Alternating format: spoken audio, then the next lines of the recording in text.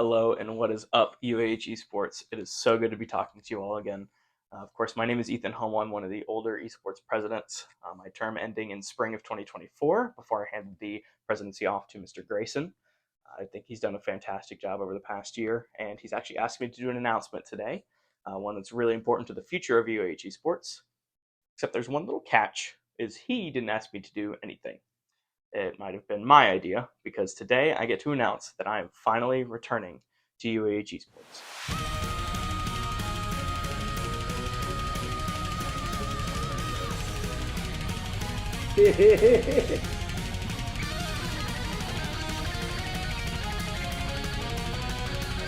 I got you, homie.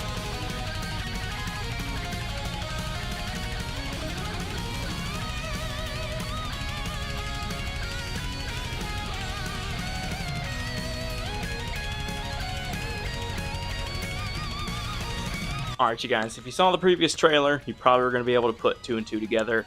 Thank you for all the views on that, by the way. We really appreciate the support we got on that video. I do apologize. It was a pretty low-quality edit, all things considered, but I was a little rushed to get it out the door with my move to Huntsville. This is my room. And also some work that I had to do. So, yeah, I really appreciate the support on that video. Now, for this video, I'm really excited for it in particular. I think I've got a lot of really cool stuff lined up for this video. And as far as like a table of contents goes, we have actually a pretty long video for you guys today, all things considered. So starting off here after this section, we'll kind of have an introduction of my objective, or I guess rather my description and how I fit into UAH Esports as a whole now, because, you know, we're still a club system, all things considered. Next up, I kind of decided to do a little biography about me, at least through my college years. I feel like some of the new gens may not kind of understand who I am, and so I just kind of want to try and connect with a few of them and see, kind of generate that excitement, you know, because I am really excited. Next up after that is a description and kind of the objectives of UAH Esports this year. We have a lot of announcements regarding that, so that's a pretty important section of this video. I would make sure to definitely watch that. And finally, we have a fun little meet the officers kind of little video, almost like a sub video that I went ahead and put together with a neat little cameo at the end. So make sure to go ahead and watch till the end of the video this time. There are timestamps at the bottom if you kind of want to jump around at your leisure. And yeah, let's go ahead and get into it. All right, everybody. Now to talk about the plan for UAH Esports over this upcoming year. Now, here's the thing. All right, so the plan really revolves all around one singular thing, and that is going to be the room renovations. Now, we're going to talk about those renovations in particular later, because obviously it's the main factor of how we decided to do things this year. But for now, we'll go ahead and go over what we're going to be adding this year. All right, first of all, obviously I'm back. So let's talk about where I fit in within the system. So many of you might have known, it's not really been very publicly announced for a while, but we actually do have a faculty advisor for the UAH Esports Club. That man's name is Vinny Argentina. Vinny is a teacher on campus. He's been working with esports for, I think, since the club's official inception in about 2017. He's a legend, honestly. He's done a lot for this club and helped maintain all the Charger Cons recently. He's been a big proponent of not only planning them efficiently, but also getting really good prizes for you guys. So anyone who's won a prize, you can thank Vinny for that. Now, here's the thing. Vinny is also very busy, so he often doesn't really pop in the club unless he's needed or ChargerCon rolls around. With the room renovations coming up and the club growing at a pretty exponential rate at this point, I was brought in to help facilitate all of that. So I will be managing not only officers, making sure that we create some good work this year. Obviously, it's pretty important that we do some really good stuff along with this room renovation. But it's also important that I manage basically the entire club and make sure that, you know, while these facility renovations are happening, there's still a club to go back to after all things are said and done. I will be taking the position of advisor, essentially. Vinny is still going to be with us and will still help out. And we have actually made a change to the Constitution that I will show on screen now that highlights that both me and Vinny will be able to exist in the same system. This is kind of a way of keeping the same club system, allowing all of the officers to essentially stay the same, let the system stay the same, and only bring in another person above everyone else. Also in the Constitution, it kind of dictates exactly what I'll be doing, and that's deciding the direction of the club. Obviously I am going to be the final say in a lot of things esports, but I will have the officers doing still all the traditional stuff, like voting on constitutional changes and making sure that, if I do want to make a decision, everyone else is okay with it too. We're aiming to just bond as a team. I still know basically all of the officers on campus at this point that are still in esports, and the others that I don't know as well, I'm still going through the process of meeting and training them on what to do, and they've all done a fantastic job so far. I'm really proud of everyone who has stepped up and taken an officer position, whether it was an appointment, maybe like our secretary, in the case of somebody stepping down, or whether it was an election. Regardless, we could not be more excited for the semester, and again, that's kind of how I fit into this whole system. I'm an advisor. I will decide the direction for the club and set the objectives that we need to complete for the entire year, and it's basically as simple as that. Now, I know everyone doesn't really want to know about me, and that's completely fine, to be honest. I get it. I'm about to probably chronically overshare, too, so just keep that in mind, I guess. If you want to skip to the next portion of this video, which is kind of talking about the direction of the club this year, by all means, go ahead. I won't blame you for it. The timestamp is going to be linked here. Let's say to my right. Okay, so many of you do know me. I still believe a lot of the juniors and seniors most likely probably know me the best because that's, kind of my era of UAH Esports. It was about 2023 to 2024. 2023 and 2024 are really when I did the most for the club, all the work that I'm really, really proud of. But to some of you guys who are newer, you may not know me as well, so I guess I might as well do a little introduction, especially if you guys are going to spend the whole year with me, right? So here's the thing. I came to UAH in the fall of 2021. Didn't really know what I wanted to do. I knew I needed a club activity of some sort just to keep me occupied, and I'd always played video games. So I stumbled across the UAH Esports Club, and then basically just went fully into it. First of all, I made a Valorant team. At the time, we had 4 different Valorant teams. I was a part of Valorant Yellow. That was the Tier 3 team. And I wasn't really good at Valorant. I kind of just started playing.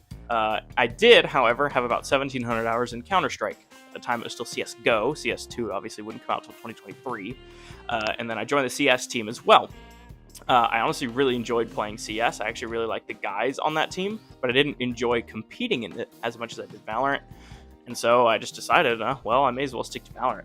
I got promoted to the white team in the spring of 2022, and that's really where I started to see the love of esports start to kind of blossom from me.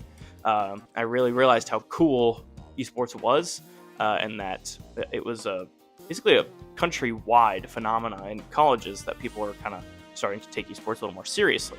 And so I decided to take it more seriously too. I decided, you know what, I kind of want to step up and actually see what I can do and help out the club in any way. So I ran and was elected for the vice presidential position. I was kind of stunned. I didn't really think I had made that much of an impact to see me get elected, but I was. And I never looked back from there.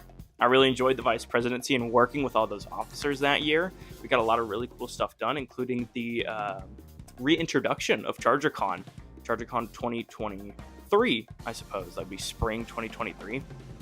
And that was awesome to get to put that event together and coordinate stuff. And we got Red Bull there. And I was just really happy with the work I had done.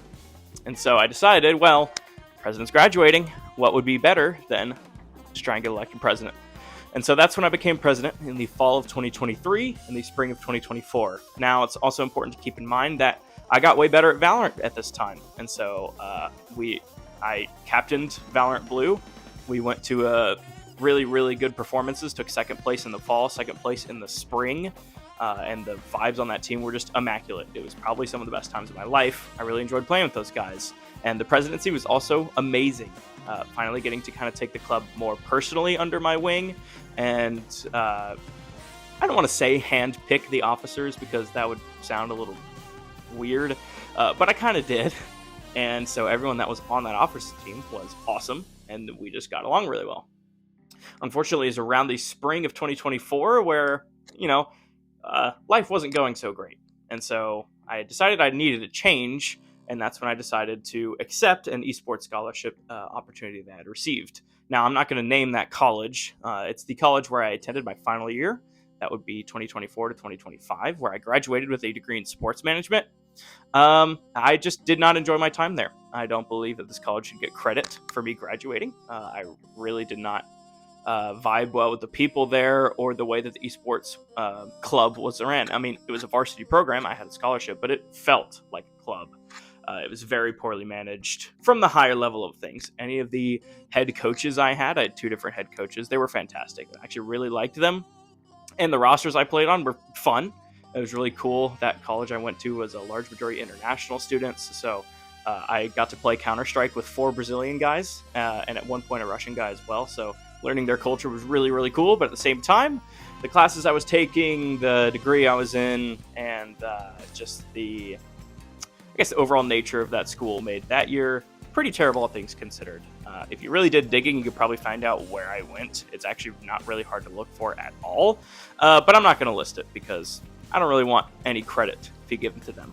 Despite that scathing review I just gave that college, it also did propel me to reconnect with some people at UAH who I had been working with when I was a president and vice president here. And that's what got me back. To be honest, I'm really glad I decided to reach out and reconnect with those people.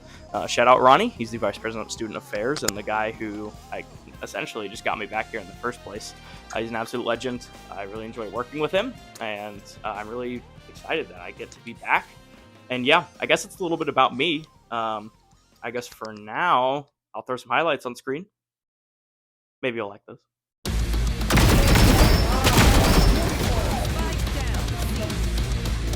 There's one right in front of me. Killed one.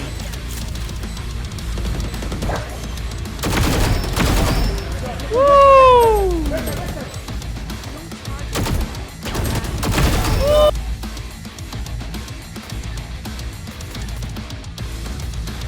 Oh, FWCU. FWCU, that's 3. S4, oh my goodness me.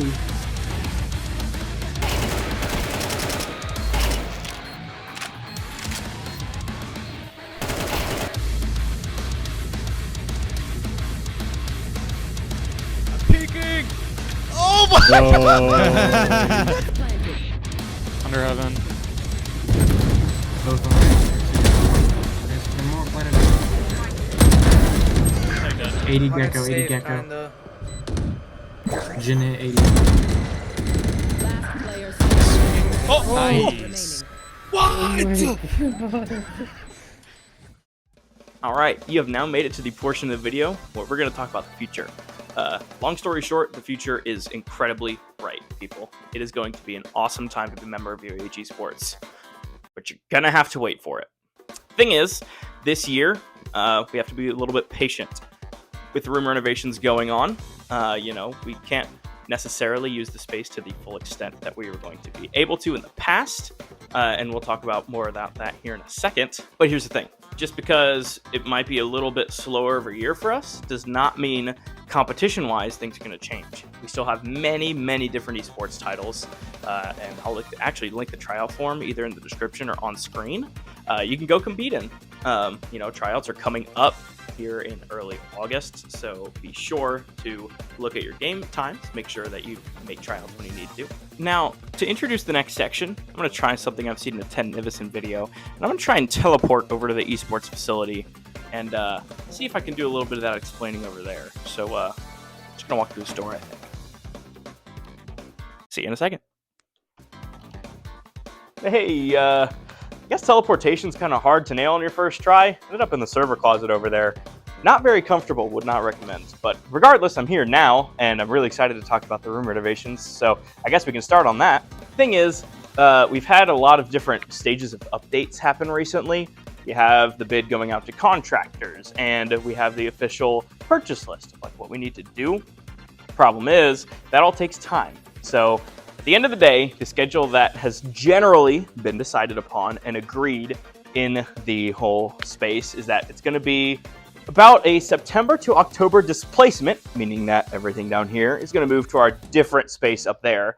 And then it's going to be about April of 2026 when we'll have our official room done. We can start moving stuff back in. And speaking of displacement, I guess that's probably something I should bring up in this. So with the renovations, obviously there's going to be a lot of destructive stuff happening down here. That wall right there, gone. New entrance being added, that kind of thing. And that's going to require a lot of demo crews, maybe even some new carpet in here, stuff like that. And while that's going on, it would be pretty hard for them to do their jobs while we're sitting in here playing video games. So in CTC 127, we're actually going to displace all of our stuff, bring it up into that room, our network switch, and all of our power, everything like that, and basically be the same facility that you know, just a little bit different of a look. And we'll swap this some footage of that here in just a moment to kind of show what that really is going to look like. So now that I kind of explained what's going on with the facility and the eventual displacement in there, I'm going to talk about why this year might be a little slower than usual. And the thing is, we don't have a facility. We're not going to really be able to do anything we want event-wise. Granted, we have other rooms in the CTC that we'll be able to do stuff in, and maybe even the CU as well, from what I've heard. But the thing is what I wanted to do is maybe scale this year up to bigger heights than we've ever seen before. And without a facility that's more under our control, we're not going to be able to do that. Now, all things considered, here's the thing. I plan on doing so much more content-wise this year. Obviously, this video is kind of an example of that. We not only want to increase the amount of videos we put out, but also just content in general, whether it be podcasts, streams, lots of streams this year. Stay tuned for those. Stream highlights, highlight compilations, stuff like that. In addition to that, we might be putting out a Patreon. Now, I know what you're thinking. Why would you do that? You already make due payments. And I agree. The Patreon is something that it kind of helps us gauge how many real diehard esports fans we have at the college. And also, what it kind of gives me an out to show the goofier side of UAH Esports that you'll see in videos every now and then, but you won't see without the full cuts. So here's the thing. Eventually, I'm not saying we'll do it right now, but in the future, we're going to launch a Patreon. Ideally, at about $1 a month, something super, super cheap, because we want to be able to provide all that content to you guys for a very lower price. Stuff like exclusive podcasts, director's cuts from videos, blooper reels, and a little bit more sneak peeks into stuff. It's not only a way for you guys to get really, really cool content, but for us to gauge how many people are interested in that kind of thing. So stay tuned for more about that. We're actually, personally, I'm really excited for it, despite maybe what I said earlier. And now I guess it's time to get to the interviewing. Apparently, I have a guest who's going to interview for me. We've got a nice little cameo at the end. So let's cut to that real quick.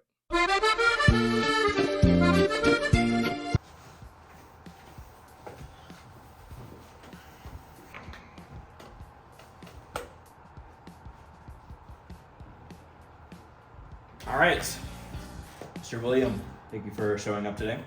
Really appreciate your time. I know it's a little bit of a chunk out of your day, but it is what it is. Please reference the camera. Please give it a wave and say your full name, please. William D'Angelo. My name is Nicholas Kim. My name is Catherine Prenovich. Now, a few personal questions. I say personal, not very actually personal, just more about preferences, I suppose, and for people to get to know you, I guess that's apparently why I'm here. So first of all, how are you doing today? Doing pretty well. Okay. Nothing else to share, just good day overall? Mm-hmm. Okay. I'm doing pretty alright. How about you? I'm doing good. Oh man, I really appreciate this. Not many of the interviewees so far have actually decided to ask me a proper question, but you know, it is okay. All right. Again, going through my own tribulations as a computer science person, I do take showers. It's important. Important Yes. information. Let that All be. you gamers should, for Christ's Mhm. sake. But again, day's been all right. It's a little humid, but It is a little it's humid. out there. Oh, I'm good. I just drove 13 hours. It's Wow. pretty cool. Okay, and where was that from, if we're allowed to know? I came back from Texas.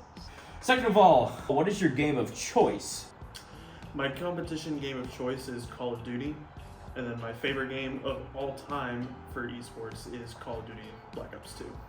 Okay, that historical pick right there. That's hard. I do play a lot of games. Right now, it's probably Rainbow Six Siege. Okay.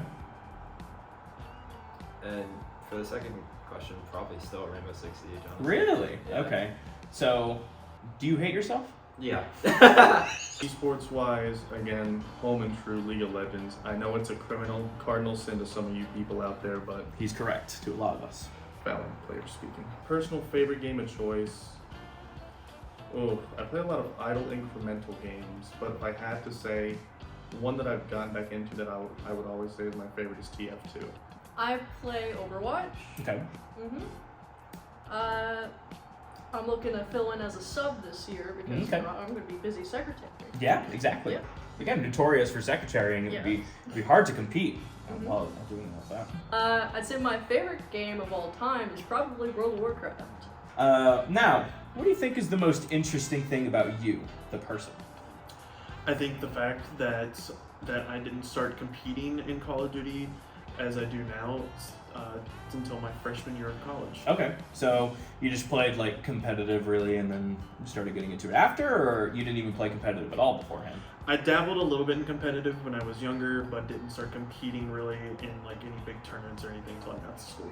I guess like as a random fun fact, I do have a Canadian citizenship because my parents immigrated to Canada. Most interesting thing. It can be on recording. Yes. I think most interesting thing is that I've built computer parts from scratch. I've had the raw metal and put them together. Well, I'm awesome, Okay. and I like cats, Awesome. and you know my nickname is Cat because it's the first 3 letters of my name. I'd say that's pretty interesting, right? Very fitting as Yeah. well. Thank you for your time today, sir, and we'll be in touch shortly. Thank you. Thank you. Did you really drive 13 hours here? Yeah. Dude.